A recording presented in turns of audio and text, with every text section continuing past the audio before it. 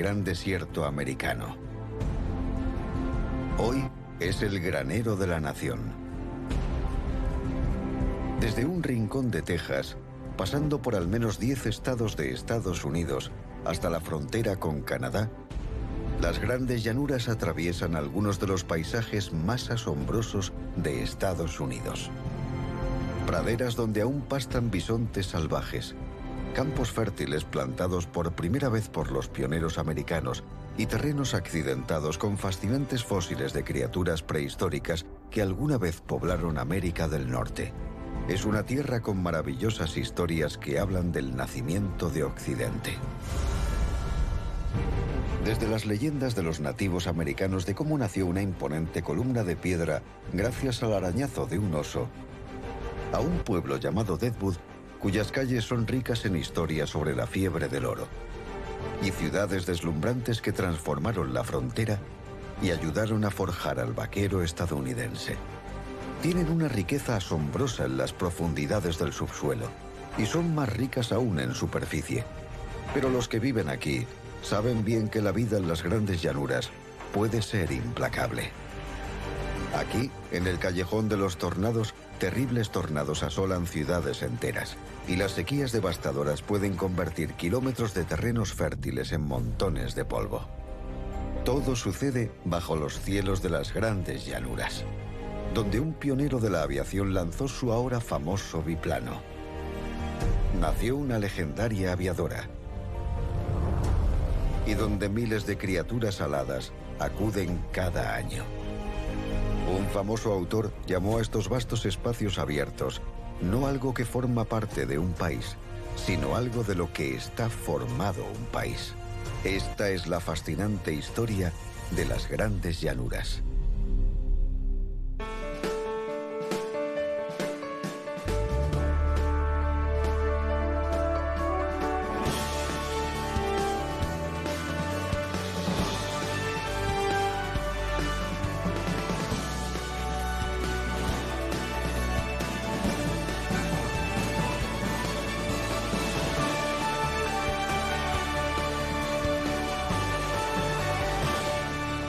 Estados Unidos desde el aire, las grandes llanuras.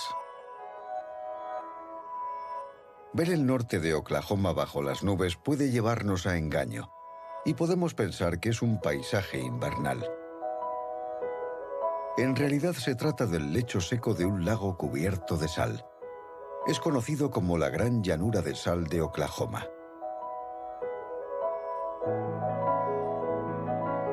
En 1811 era una de las maravillas del oeste, por lo que el comandante George C. Sibley pidió a un grupo de indios Osage que se la mostraran. Los Osage llevaban tiempo cazando aquí, ya que los animales solían usar el lago como un gigantesco salegar. Sibley fue uno de los pioneros europeos americanos en ver las grandes llanuras. Más tarde escribió que aquella extensión blanca parecía más bien un campo de nieve. Pero sabiendo que era sal, lo llamó la Gran Salina. Lo que Sibley no podía saber en ese momento era que aquel extraño paisaje era en realidad una fascinante prueba de cómo nacieron las grandes llanuras. Es una historia que comienza hace 95 millones de años, cuando la mayor parte de la zona media de Norteamérica estaba cubierta por un enorme mar interior conocido como Mar Interior Occidental. Al este había una masa de tierra que los geólogos llamaron Apalachia, y al oeste otra que llaman Laramidia. Entre ellas y cubierta por el agua estaba toda la región que ahora conocemos como las Grandes Llanuras. Hace unos 70 millones de años, este mar interior comenzó a desaparecer. Las placas continentales chocaron y comenzaron a empujar la tierra hacia arriba. Así fue como se formaron las montañas rocosas. Cuando las rocosas se elevaron, arrastraron la tierra hacia el este y provocaron el retroceso del mar. Lo que en su día fue el lecho marino surgió del agua, y así nacieron las grandes llanuras. Hoy, unas formas impresionantes se elevan de la tierra, en el oeste de Kansas, Son conocidas como Monument Rocks. Esta piedra caliza blanca o tiza se formó a partir de sedimentos marinos y huesos de criaturas marinas primitivas a lo largo de millones de años. Son suaves al tacto y se desgastan lentamente, moldeándose con los vientos de la pradera y la lluvia. Hay tanta tiza en el suelo de Kansas que solo hay que rascar un poco la superficie para encontrarla. Es lo que hace que las largas y rectas carreteras de este estado sean de ese color blanco. Y eso inspiró el famoso Rock Chalk Jayhawk, cantado por los aficionados de los equipos deportivos de la Universidad de Kansas, los Jayhawk. A medida que las rocosas se elevaban, ríos y arroyos comenzaron a bajar de las montañas. Los científicos estiman que la mitad de la masa original de las montañas rocosas acabó siendo arrastrada hasta las grandes llanuras. Es fácil ver cómo las grandes llanuras son una región plana, especialmente cuando volamos sobre un maizal de Nebraska. Pero en realidad comienzan a casi 1800 metros de altura, en el oeste, en la base de las rocosas, y desciende hasta solo 45 metros en su franja oriental, a lo largo de la frontera de Missouri. Los sedimentos ricos en nutrientes de las altas llanuras permitieron que creciera el pasto en las praderas, lo que garantizó la supervivencia de una amplia variedad de especies. Los científicos lo descubrieron gracias a uno de los paisajes naturales más increíbles de todos los estados de las grandes llanuras, las tierras baldías de Dakota del Sur. Los nativos americanos llamaban a esta zona Makosika o Tierra Mala, que es la razón por la que recibieron el nombre de baldías. Estas extrañas formaciones se crean por la erosión a lo largo de millones de años, a medida que la suave roca sedimentaria se descompone y va descubriendo capas de tierra que datan de cuando las grandes llanuras estaban cubiertas por el mar. Incluso hoy, es fácil imaginar cómo las aguas oceánicas bañaban las bases de estas cumbres prehistóricas. Los arqueólogos han desenterrado fósiles de fascinantes criaturas que habitaron en América del Norte, incluyendo rinocerontes, entelodóntidos, caballos y tigres de diente de sable. También hay pruebas de que los primeros camellos del mundo deambularon por las grandes llanuras hace casi 50 millones de años. Cuando esas especies prehistóricas se extinguieron, otras nuevas las reemplazaron, incluyendo a los antepasados de estos alces, que ahora corren libres en el Refugio Nacional de Vida Silvestre de Niobrara, en el norte de Nebraska. Durante milenios, la vegetación rica en carbono sobre la que proliferaron las criaturas de las grandes llanuras se fue compactando en capas de tierra, creando enormes depósitos de carbón que ahora se encuentran bajo las grandes llanuras del norte, del que muchos estadounidenses dependen actualmente para mantener sus luces encendidas. Esta es la mina de carbón Trueno Negro, en Wyoming. También es el hogar de una de las máquinas más grandes del planeta, conocida como Osa Mayor.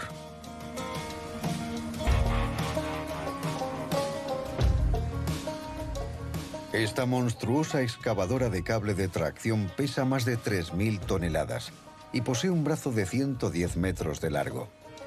Solo necesita un operador para balancear su enorme cubeta, arrastrarla sobre la tierra y mover hasta 120 metros cúbicos de tierra de una sola vez, suficiente para llenar 2 piscinas. En cuestión de minutos, atraviesa capas de tierra que tardaron millones de años en formarse. Las compañías mineras deben deshacerse de toda esta tierra para llegar a las valiosas oscuras vetas de carbón de las profundidades. Solo en 2012, la cercana mina North Antelope Rochelle extrajo 100 millones de toneladas de carbón, lo que la convirtió en la mina de carbón más grande del país. Extraer carbón a esta escala y a esta velocidad, sin una flota de máquinas como la Osa Mayor, sería imposible. Pero la riqueza de carbono bajo las grandes llanuras no se limita al carbón. Echemos un vistazo a una imagen por satélite del cielo nocturno de Williston, Dakota del Norte. y veremos lo que parece el conjunto de luces de una gran ciudad. En realidad, son las llamaradas de los numerosos pozos que han impulsado un nuevo auge del petróleo y el gas natural estadounidenses. Ese auge se vino abajo debido a los bajos precios del petróleo, pero ha llegado a casi todos los rincones de las grandes llanuras. Desde aquí, en Dakota del Norte, a través de las praderas de Oklahoma, donde los bisontes comparten espacios con las unidades de bombeo, hasta los grandes campos petroleros de la cuenca pérmica de Texas. Pero mucho antes de que los mineros y las compañías petroleras explotaran estos tesoros, otros hicieron tremendas fortunas con las decenas de millones de criaturas que tenían su hogar en las praderas. No hay imagen que capte mejor el espíritu atemporal de las grandes llanuras que esta. Una manada de bisontes en movimiento a través de la pradera. Hasta 60 millones de estos majestuosos animales, también conocidos como búfalos americanos, cubrieron en su momento las grandes llanuras. De hecho, se cree que su hábitat llegaba desde el actual estado de Washington hasta el oeste del estado de Nueva York. Para los indios de las llanuras, los bisontes han sido durante mucho tiempo criaturas sagradas, en parte por su notable tamaño y su impresionante fuerza. Pero también ha sido una fuente importante de sustento. Un solo bisonte podía proporcionar hasta 180 kilos de carne. Es por eso que durante miles de años, las tribus de las llanuras se reunían para la caza de bisontes de forma estacional. Uno de los lugares donde lo hacían era el First People Buffalo Jump State Park, en Montana. A kilómetros de distancia, los cazadores de la tribu de los pies negros guiaban a las manadas de bisontes hasta un carril que habían construido para dirigirlos hasta un acantilado. Cuando los acorralados animales llegaban allí, no tenían más remedio que saltar. Abajo, más cazadores estaban listos para acabar con los animales heridos, con garrotes, lanzas y flechas. Los nativos aprovechaban casi todas las partes de los bisontes que cazaban. La carne seca los mantenía durante los largos y fríos inviernos de las llanuras. Los huesos se convertían en herramientas y la piel en ropa y abrigo. Pero las antiguas prácticas de caza de las tribus se transformaron en el siglo XVII, con la llegada del caballo. Los caballos prehistóricos habitaban las llanuras, pero se extinguieron. Fueron los españoles quienes volvieron a introducir los caballos en el siglo XVII, desde el sur, a través de México. Muchas tribus nativas americanas, como los comanches, kiowas y cheyennes, dominaron la equitación casi de la noche a la mañana. Ahora podían recorrer distancias mucho mayores, lanzar incursiones sobre otras tribus y rastrear y cazar bisontes con mayor facilidad. Los nativos americanos del exterior de las llanuras llegaron a la región para participar en las cacerías y comerciar con la carne, las pieles y los huesos de estos animales. Al hacerlo, crearon una de las culturas de caza más legendarias de la historia.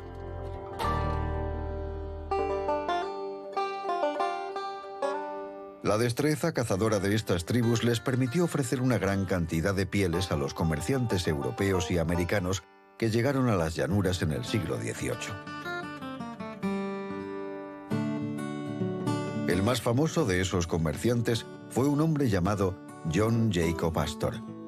En 1828, la empresa de Astor, American Fur Company, estableció un puesto comercial aquí, en Fort Union, cerca de donde se unen los ríos Missouri y Yellowstone, en Dakota del Norte. Se convirtió en un centro clave de una enorme red de fuertes, proveedores, comerciantes y exportadores que se extendía a lo largo de las llanuras del norte. Aquí, en Fort Union, que ha sido reconstruido, los hombres de Astor comerciaban con miembros de las tribus Ojibwe, Blackfeet, Crow y Cree, entre otras. Compraban tantas pieles de castor como podían para enviarlas a Europa, donde se convertían en elegantes sombreros, incluyendo los de copa, muy de moda entonces. En la década de 1830, la American Fur Company enviaba 25.000 prendas de piel de bisonte de las grandes llanuras cada año. Cuando Astor murió, en 1848, la gran matanza del bisonte americano había comenzado. En las décadas siguientes, colonos, cazadores y demás casi exterminan por completo la especie. En la década de 1860, un cazador se ganó su famoso apodo, Buffalo Bill, tras afirmar que había matado a más de 4.200 bisontes a un ritmo de aproximadamente 8 al día.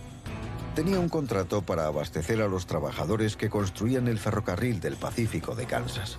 Cuando los trenes comenzaron a atravesar las grandes llanuras, los pasajeros solían sacar sus armas por las ventanillas y disparar a los bisontes por diversión. A finales de siglo, de las decenas de millones de bisontes salvajes que cubrían las llanuras, solo quedaban unos 1000 ejemplares.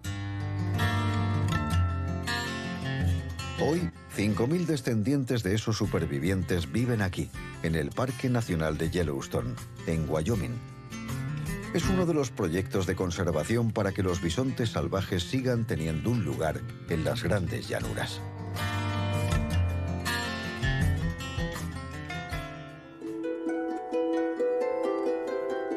La tierra que cubre las grandes llanuras es tan vasta que es virtualmente imposible decir exactamente dónde comienzan y terminan los límites de esta región.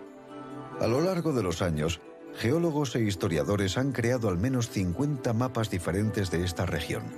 Pero en 2003, un profesor de geografía llamado David User tuvo que idear un solo mapa para una primera enciclopedia de las grandes llanuras. En el extremo sur de las mismas se encuentra el río Bravo, a lo largo de la frontera entre Texas y México. Al oeste, el límite son las montañas rocosas hacia el norte, pasando por Denver, Colorado. La parte norte de las grandes llanuras se extiende a través de Wyoming y Montana hasta las profundidades de Canadá. En Estados Unidos, su límite oriental es la frontera de las dos Dakotas, Nebraska, Kansas y atraviesa Oklahoma y Texas. Las grandes llanuras cubren la totalidad o parte de 10 estados de los Estados Unidos y un enorme territorio de más de 1,3 millones de kilómetros cuadrados solo en los Estados Unidos. Por eso es fácil entender que lo llamen el corazón de América.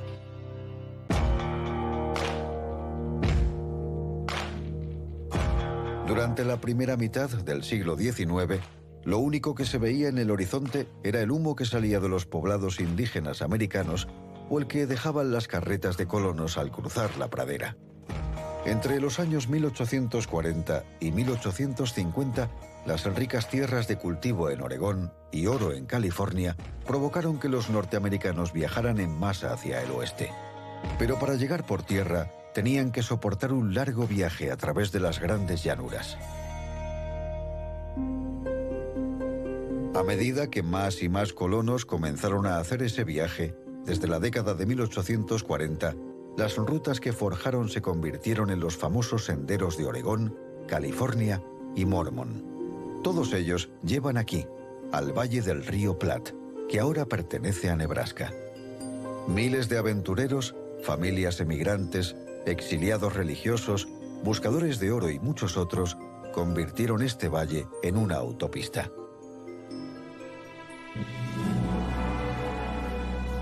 Más de un siglo y medio después, todavía es posible ver los profundos surcos que dejaron en la tierra las ruedas de sus carretas. Y ahí siguen estas cicatrices, porque a menudo cargaban con todas sus pertenencias. Colono tras colono, seguían exactamente el mismo camino. Mientras se dirigían hacia el oeste, a unos 24 kilómetros al día, estaban rodeados de un paisaje sin rasgos distintivos. Para estos viajeros, las grandes llanuras no eran un destino, sino un puente hacia la tierra prometida del oeste. Es por eso que muchos de ellos esperaban ansiosos el avistamiento en el horizonte de una llamativa aguja llamada Chimney Rock, situada en el oeste de Nebraska.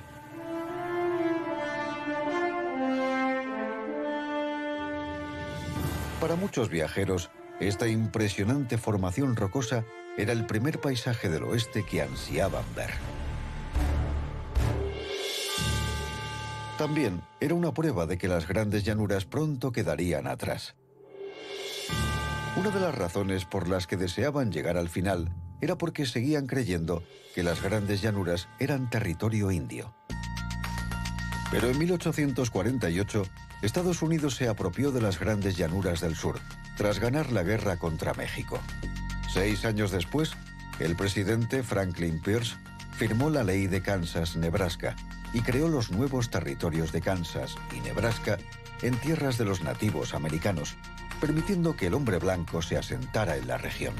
A las compañías ferroviarias también se les permitió construir nuevas rutas a través de las llanuras. Y rápidamente, nuevos pueblos y ciudades surgieron a lo largo de las nuevas líneas ferroviarias. La ocupación de las grandes llanuras había comenzado.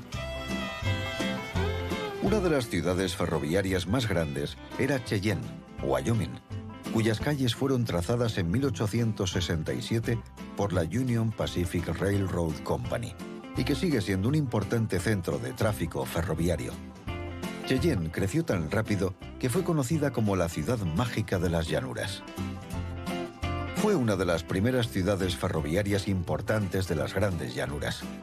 Entre ellas se encontraban Omaha en Nebraska y Kansas City, Wichita y Dodge City, en Kansas. Los ferrocarriles provocaron un aumento demográfico y dieron a luz a un icono americano, el vaquero de las grandes llanuras.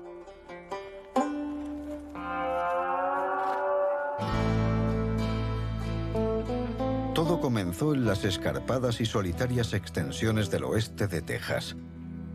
A mediados del siglo XIX, miles de vacas salvajes vagaban libremente por allí, incluyendo una raza conocida hoy como la Texas Longhorn, descendientes de las vacas importadas por los colonos españoles en los siglos XV y XVI. Ante las altas tasas de desempleo, los soldados de la guerra civil intentaron ganarse la vida con la ganadería, ya que todo lo que tenían que hacer era reunir un rebaño de vacas salvajes y encontrar una parcela de terreno para criarlas. Actualmente, esa tradición ganadera en Texas continúa a las afueras del pequeño pueblo de Truscott. La familia Daniel lleva criando ganado desde hace 5 generaciones. Su rancho, Circle Bar, tiene 17.000 hectáreas.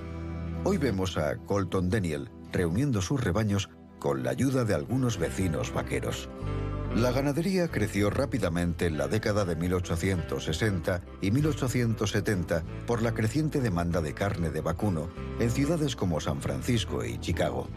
El problema era que los ferrocarriles aún no habían llegado a los ranchos del oeste de Texas, por lo que la única manera de que un ranchero como Colton Daniel vendiera su ganado a los compradores del norte era guiarlo cientos de kilómetros a través de las grandes llanuras hasta el ferrocarril.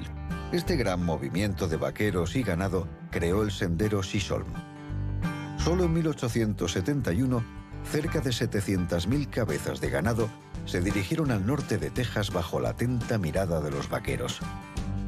Vendían sus rebaños en las llamadas ciudades de vacas, junto a las vías férreas. Una de las más grandes era Dodge City, en Kansas. Estaba llena de salones, salas de juego y burdeles, que se repartían las ganancias de los vaqueros tras sus viajes.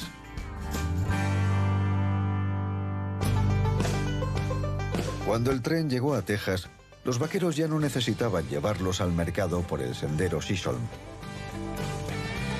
Pero hoy, los vaqueros siguen recorriendo la cordillera a través de las grandes llanuras y van a los rodeos a mostrar sus habilidades. Uno de los mayores acontecimientos del circuito de rodeo tiene lugar todos los veranos en Sheridan, Wyoming. Desde hace más de 80 años, vaqueros y vaqueras vienen para competir por una gran variedad de premios. El bronco busting es la modalidad más dura de todas, ya que los jinetes tienen que permanecer sobre un caballo salvaje durante al menos 8 segundos para puntuar. En la categoría de lazo doble, una pareja de jinetes debe atar a un novillo por el cuello y la pata trasera al mismo tiempo, tal y como lo hacen en el campo. Hay docenas de rodeos anuales en las grandes llanuras y muchas oportunidades de practicar las habilidades de los vaqueros en la pradera. Los estados de las grandes llanuras suministran aproximadamente la mitad de carne de vacuno de la nación. Aquí, en Wyoming, el número de vacas duplica el de humanos. Pero en la actualidad, las vacas no pasan toda la vida pastando en las praderas. La industria del vacuno depende de los corrales de engorde. Los ganaderos envían sus vacas aquí el último mes para cebarlas antes de ser sacrificadas. Una vaca en estos corrales puede aumentar su peso hasta 2 kilos al día. Estas instalaciones son modelos de eficiencia. Aquí, la proporción de vacas con relación a los humanos puede llegar a ser de hasta 1000:1. Los críticos de la industria afirman que las vacas de estos corrales son más propensas a las enfermedades y que los antibióticos en su alimentación pueden ser perjudiciales para los humanos. Pero los rancheros argumentan que los corrales de engorde ayudan a desarrollar carnes de gran calidad. Una vez que alcanzan su peso máximo, dejarán el corral de engorde y serán enviadas a plantas procesadoras de carne como esta de Grand Island, en Nebraska. Una sola instalación puede procesar hasta 6000 cabezas de ganado al día. En el exterior, las reses de los diferentes ganaderos están cuidadosamente separadas por vallas y son mantenidas a una temperatura idónea bajo el sol del verano. En los días de las campañas de ganado en Texas, las vacas eran enviadas por ferrocarril a ciudades como Chicago, que se hizo famosa por sus corrales, mataderos y procesadores de carne. Pero hoy, la mayoría del ganado estadounidense nace, se cría y se sacrifica aquí, en las grandes llanuras. El ganado vacuno es solo una parte de la capacidad productiva de los estados de las grandes llanuras. Sobrevolando Nebraska en verano, los campos de maíz se extienden en el horizonte. En Dakota del Sur, hay incluso un palacio del maíz para celebrar la cosecha anual.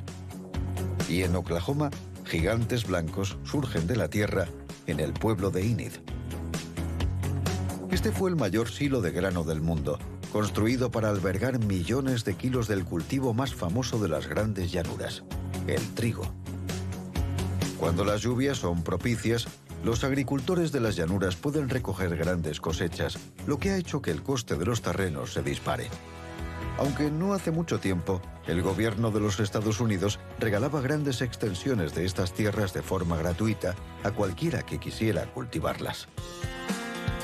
A mediados del siglo XIX, el Congreso de los Estados Unidos estaba ansioso por expandir su poder sobre las tierras indias en Occidente, incluso violando los tratados que había firmado con las tribus. En 1862 aprobó la Ley de Asentamientos Rurales.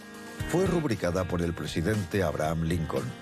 En virtud de esta ley, cualquier ciudadano estadounidense podía reclamar 65 hectáreas de tierra fijadas por el gobierno para el asentamiento. Muchas de las grandes parcelas que vemos en la actualidad, cuando sobrevolamos la zona, son esas mismas parcelas de 65 hectáreas que fueron cedidas a los granjeros a finales del siglo XIX. Después de la aprobación de la ley, muchos pioneros viajaron a las grandes llanuras para reclamar su propio pedazo de tierra. Una de las mayores expropiaciones se produjo en 1889, cuando el presidente Benjamin Harrison cedió casi 1 millón de hectáreas de tierra de primera calidad en Oklahoma. Hasta 100.000 personas viajaron apresuradamente por todo el territorio, esperando hacerse con un trozo del oeste. Uno de los lugares donde se reunieron fue aquí, a orillas del río Canadiano. Una pionera llamada Elma Childers describió la escena el 22 de abril de 1889. Todos los hombres junto al río llegaron lo más lejos que pudieron, evitando las arenas movedizas y esperando a que llegara el mediodía.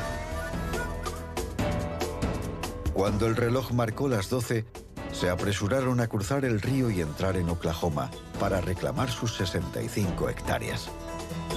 La estatua de bronce de tamaño natural del monumento Centennial Land Run, en el centro de Oklahoma City, representa la frenética escena.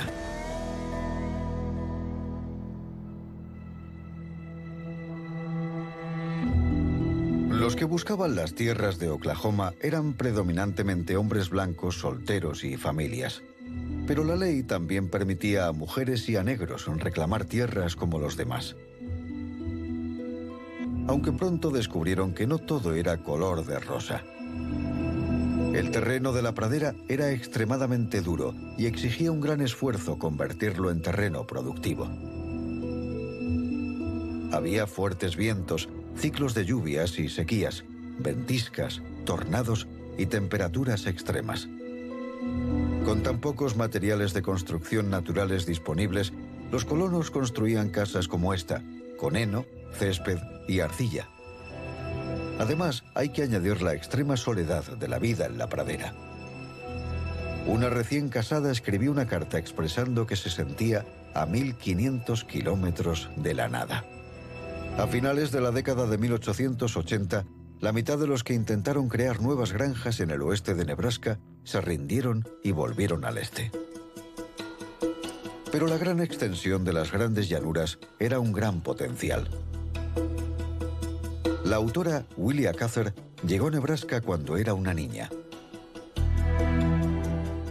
Más tarde, describió la exquisita combinación de vacío y posibilidades. No había nada más que tierra, ni siquiera era un país, sino el material del que están hechos los países. A principios del siglo XX, las lluvias fueron buenas y los precios de las cosechas altos, gracias en parte a la creciente demanda de trigo en Europa. Los nuevos colonos que estaban transformando las llanuras sabían poco de los ciclos de lluvias y sequías de la región, y pronto sus propias técnicas agrícolas convertirían lo que esperaban que fuera un jardín del Edén en una tierra estéril de sueños truncados y cielos llenos de polvo.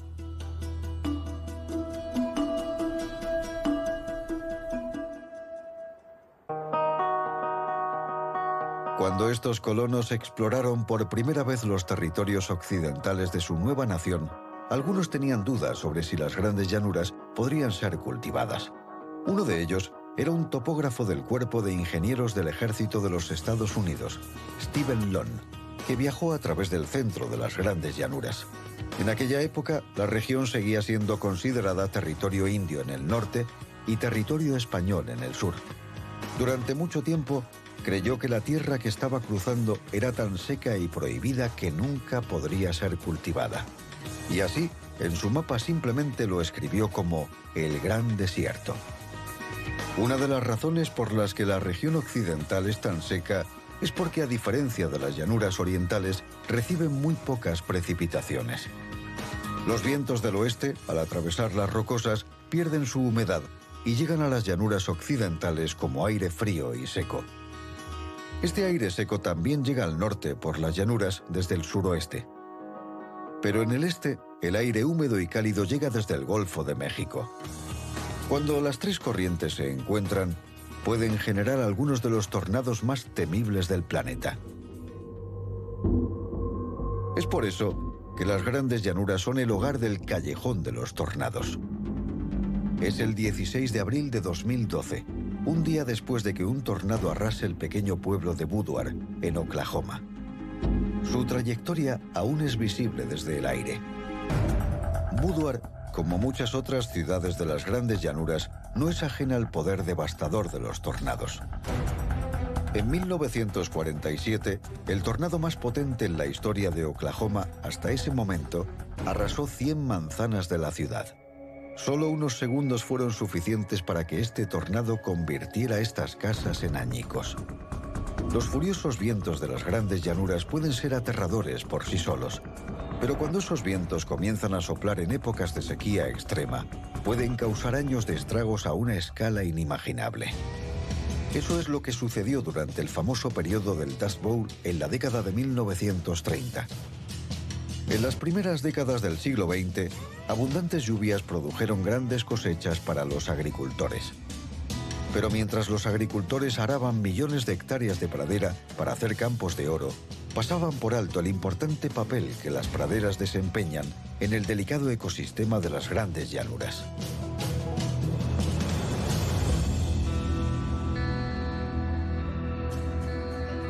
Cuando las lluvias cesaron en 1931, los agricultores de las grandes llanuras comenzaron a caer en su error. Sin plantas nativas para mantener la capa superior del suelo, unas gigantescas tormentas de polvo azotaron la región. El Servicio Meteorológico Nacional describió una de estas tormentas como un enorme muro de polvo que parecía un tsunami terrestre. El cantante Buddy Guthrie, nativo de Oklahoma, escribió una de las descripciones más vívidas de la vida durante la Dust Bowl. Una tormenta de polvo cayó, y cayó como un trueno. Nos llenó de polvo y nos cubrió. Bloqueó el tráfico y bloqueó el sol. Directo a sus casas toda la gente corrió.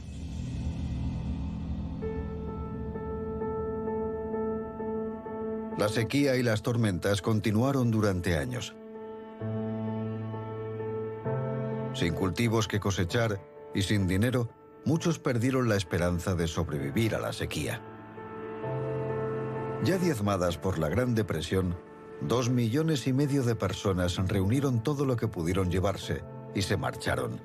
La mayoría se dirigió al oeste, en busca de una vida mejor en California. Pero al final, 2/3 de los que presenciaron la Dust Bowl se quedaron y lograron soportar la sequía mientras esperaban el regreso de las lluvias para volver a plantar. Los colonos americanos habían aprendido a las malas el delicado ecosistema de las grandes llanuras y sus potentes ciclos de lluvia y sequía. Pero estos ciclos ya eran bien conocidos por los indios de las llanuras que habían sobrevivido e incluso prosperado en este duro entorno durante miles de años. Los primeros humanos llegaron a las grandes llanuras hace 15.000 años. Con el tiempo, sus descendientes se dividieron en más de una docena de tribus distintas. Algunos, como los Hidatsa y Mandan, se asentaron en aldeas fortificadas a orillas del río Missouri.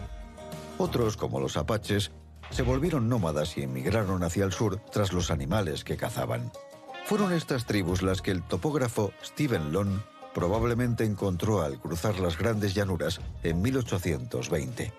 Escribió en su mapa: el gran desierto es frecuentado por bandas errantes de indios que no tienen lugares fijos de residencia, sino que deambulan de un sitio a otro en busca de caza. Desde el aire quedan muy pocas pruebas físicas de cómo vivían estos nativos americanos. Pero hay muchas historias que hablan del destino que sufrieron cuando los colonos blancos comenzaron a trasladarse a sus tierras. Tierras como esta montaña en las colinas negras de Dakota del Sur. Se le conoce como Bear Butte. No hay sitio más sagrado para los miembros de los Sioux Lakota que el pico de Bear Butte.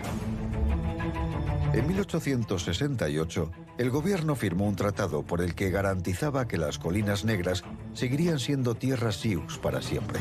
Pero empezaron a correr rumores de que había oro en las colinas, por lo que el ejército envió al teniente coronel George Armstrong Custer para averiguar si era cierto. Acampó aquí, cerca de Bear Butte. Cuando encontraron oro, la noticia se extendió como la pólvora. Pronto, miles de buscadores de fortuna de todo el país se apresuraron a llegar a las colinas negras para reclamar sus derechos sobre los terrenos, aunque era tierra indígena protegida. Pronto surgieron pueblos mineros en las colinas negras. Uno de ellos se convirtió en la famosa y colorida ciudad de Deadwood. Aquí, gente célebre como Wild Bill Hickok y Juana Calamidad se mezclaban con jugadores, vagabundos y enloquecidos buscadores de oro. Un grupo de ellos reclamó los derechos de unos terrenos a la cercana mina Homestake. Lo que no sabían es que con el tiempo crecería hasta convertirse en la mina de oro más profunda del país. Durante sus 125 años de vida, esta mina acabó produciendo el 10% del oro del mundo, 1.100 toneladas. Pero nada de esa riqueza fue a los Sioux. Al principio, el gobierno de los Estados Unidos quiso proteger los derechos de los Sioux. Pero en el otoño de 1875 cambió de opinión e intentó obligar a los Sioux a que les vendieran las colinas negras. En 1876, las tensiones con los Sioux alcanzaron un punto de inflexión, dando lugar a una de las mayores derrotas de la historia militar estadounidense. Sucedió aquí, en estas ondulantes colinas del este de Montana. Este fue el lugar de una batalla legendaria, conocida como la última batalla de Custer. En la primavera de 1876, el general Alfred Terry llegó aquí con 879 hombres para obligar a los Sioux Lakota a rendirse. Pero 1.800 guerreros Lakota ya se habían reunido aquí, en el río Little Bighorn, para defenderse y proteger sus tierras. Cuando Terry descubrió el campamento y que le superaban en número, ordenó al teniente coronel George Armstrong Custer y a su séptimo de caballería que cortaran el paso a las tribus desde el sur. Pero Custer pronto se dio cuenta de que sus hombres habían sido vistos y decidió atacar a pesar de no tener apoyo.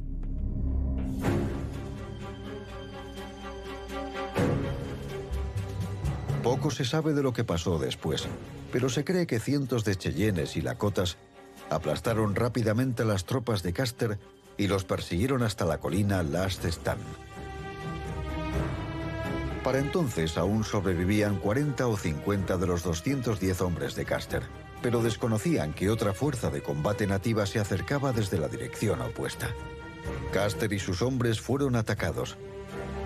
Algunos lograron zafarse y escapar por la colina, pero no llegaron lejos. Más guerreros nativos se acercaban por el río. En este desfiladero encontraron su destino los últimos hombres de Custer, derribados por garrotes, flechas y balas.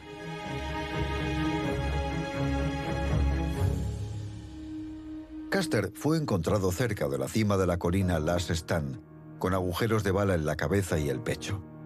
Hoy hay un monumento en su memoria en ese lugar.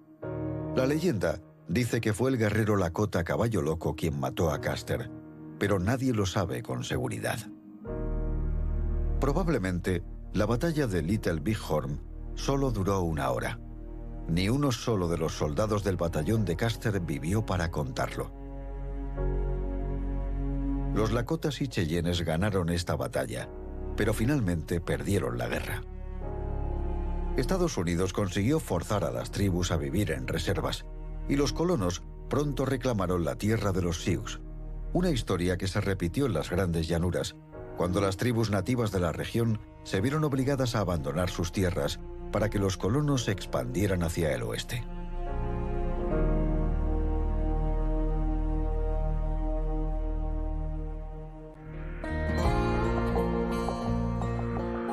En 1980, el gobierno de los Estados Unidos fue llamado a rendir cuentas por la violación del tratado que había firmado con los Sioux. La Corte Suprema de los Estados Unidos dictaminó que el gobierno se había involucrado en un caso de trato deshonroso. Se le ordenó pagar más de $100 millones a la tribu, pero los Sioux rechazaron el dinero. Dijeron que nada podría compensarles por la pérdida de su patria. Ese dinero, con intereses, ha permanecido en las arcas del gobierno desde entonces, y en 2014 tenía un valor aproximado de $1.400 millones. Hoy día, los Sioux Lakota solo tienen un pequeño trozo de su antigua tierra aquí, cerca de las Colinas Negras. Su reserva es conocida como Pine Ridge y es una de las comunidades más pobres de los Estados Unidos. Una estatua de toro sentado es un recordatorio de cómo esta tribu perdió sus tierras. A su alrededor se encuentra el vasto territorio que sus antepasados llamaron hogar, tierras que incluyen algunos de los mayores tesoros naturales de las grandes llanuras. Uno de esos tesoros es este, una columna gigante de roca que se eleva más de 300 metros directamente hacia el cielo. Los Sioux y otras tribus llaman a esta enorme roca Mato Tipila, que significa guarida del oso. Según las leyendas de los nativos, un oso gigante creó las distintas cicatrices verticales de la torre, arañándola con sus garras. Pero cuando el coronel Richard Dodge dirigió una expedición del gobierno aquí en 1875, un traductor del grupo malinterpretó el nombre indio como Torre del Diablo. Dodge informó que el sitio era uno de los picos más impresionantes de este o cualquier otro país. Su descripción ayudó a convencer al presidente Theodore Roosevelt de hacer de la Torre del Diablo el primer monumento nacional de Estados Unidos en 1906. Desde entonces, los nativos americanos presionan para que se le cambie el nombre oficial a Guarida del Oso. Dodge y su grupo nunca llegaron a la cima de la torre. El geólogo jefe del grupo, Henry Newton, escribió que la cumbre era tan difícil de alcanzar que era inaccesible a todo lo que no tuviera alas. Hoy podemos sobrevolar la cima de este impresionante monumento nacional y ver un lugar que los primeros viajeros en las grandes llanuras no pudieron pisar. Unas décadas después de que Dodge llegara aquí, una amplia variedad de aeronaves se elevaron por los cielos de las grandes llanuras y convirtieron a una antigua ciudad de vacas de Kansas en la capital mundial de la aviación. En la década de 1920, una nueva aeronave apareció en los cielos de las grandes llanuras.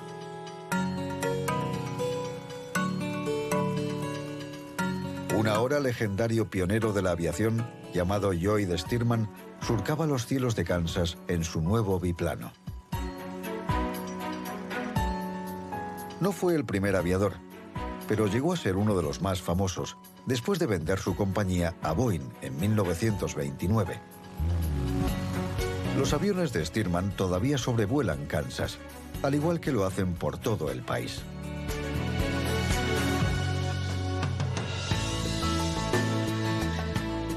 Pero ahora se les ha unido alguno de los aviones más modernos del mundo, razón por la cual la ciudad de Wichita, en Kansas, es ahora conocida como la capital del aire.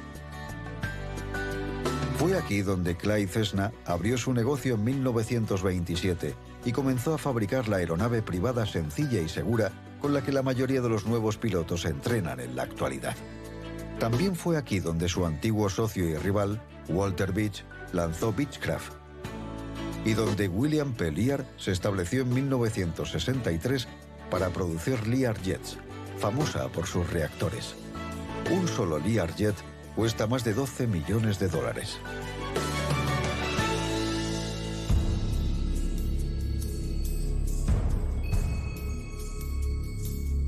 Pero los cielos de las grandes llanuras no solo atrajeron a los inventores de aeronaves, sino que también inspiraron a muchos para aprender a volar, incluyendo a una joven de Kansas llamada Amelia Earhart, quien creció en esta casa victoriana a orillas del río Missouri. Cerca hay un tributo a Earhart, una enorme escultura, obra del artista de Kansas, Stan Hare, que se ve mejor desde el aire. Honra a la primera mujer que pilotó un avión a través del Atlántico y que trató de convertirse en la primera en volar alrededor del mundo.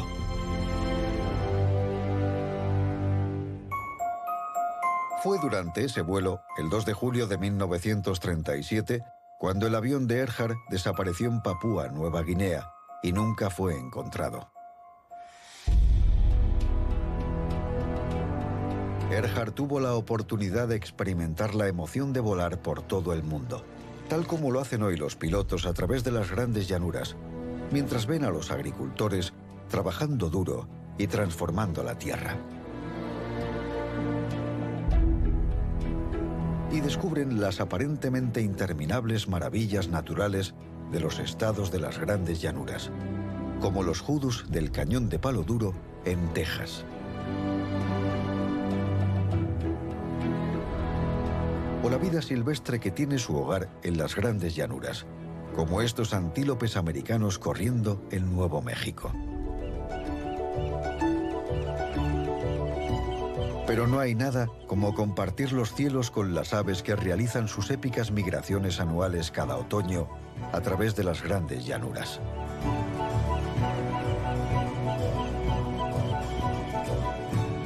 Sus viajes los llevan desde los estados del norte y Canadá hasta el Golfo de México y más allá, y de vuelta en primavera. Hay un lugar en las grandes llanuras donde la mayoría de estas aves migratorias se detienen a descansar. Está aquí, en Cheyenne Bottoms, cerca de Great Bend, Kansas. Es el pantano interior más grande del país, con una superficie de más de 155 kilómetros cuadrados. Cientos de especies se reúnen aquí, incluyendo 27 tipos distintos de patos. Las bandadas de pelícanos también hacen escala en Cheyenne Bottoms, en sus largos vuelos entre América Central y el Ártico. Los científicos calculan que casi la mitad de todas las aves zancudas de América del Norte visitan este pantano cada año. Son partes de las sorprendentes maravillas de las grandes llanuras.